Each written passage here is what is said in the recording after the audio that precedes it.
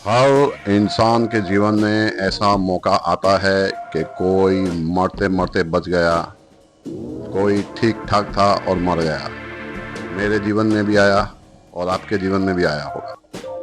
कभी आपके साथ ऐसा हुआ है कि आपने किसी का बुरा नहीं किया और फिर भी आपके साथ बुरा हुआ, या कभी ऐसा हुआ है कि किसी एक्सीडेंट में आप मरते मरते बच गए, या कभी ऐसा हुआ है कि जानलेवा बीमारी हुई और आप बच गए, या आपने ऐसे किसी को बचते हुए देखा।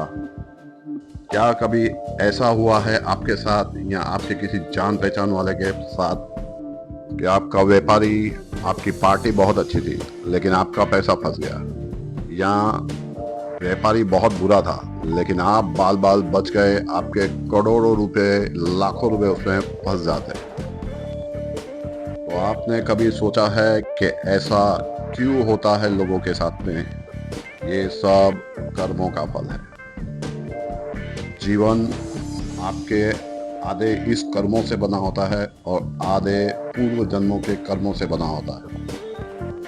यहाँ कुछ आपके पूर्वजों के किए हुए कर्मों से भाग्य बनता है, आप उनके यहाँ पर जन्म लेते हैं।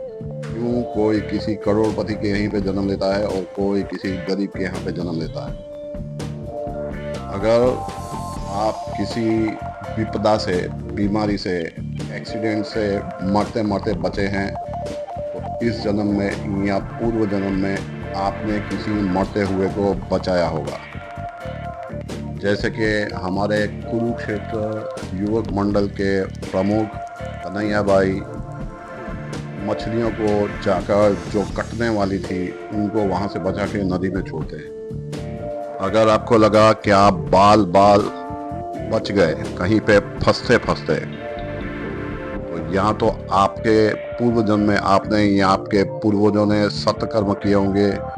जैसे ही किसी बेजुबान को बचाया होगा, किसी बेजुबान को आज़ाद किया होगा, किसी मनुष्य की मदद की होगी और आज आप बच गए और किसी मुसीबत में फंसते फंसते बच गए। आप किसी बुरी संगत से, आपके बच्चे किसी बुरी संगत से, आप किसी व्यापारी से, या आपके बच्चे बच्चियां किसी बुरी नौबत में आने से बच गए। तो ये सब कर्मों का खेल है। आप कर्म करेंगे तो फल देना भगवान की मजबूरी है। कर्म अच्छा हो या बुरा हो, फल तो भगवान को देना ही पड़ेगा।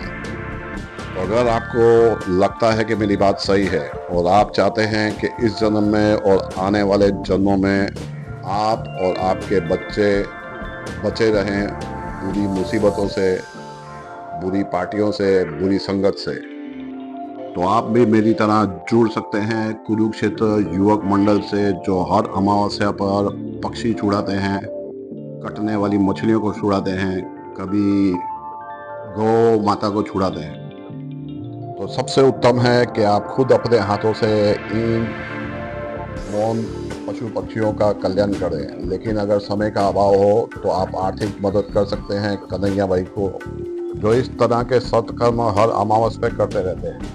तो स्क्रीन पर मैंने उनका नंबर दे दिया है, आप चाहे तो उनसे डायरेक्ट संपर्क कर सकते हैं।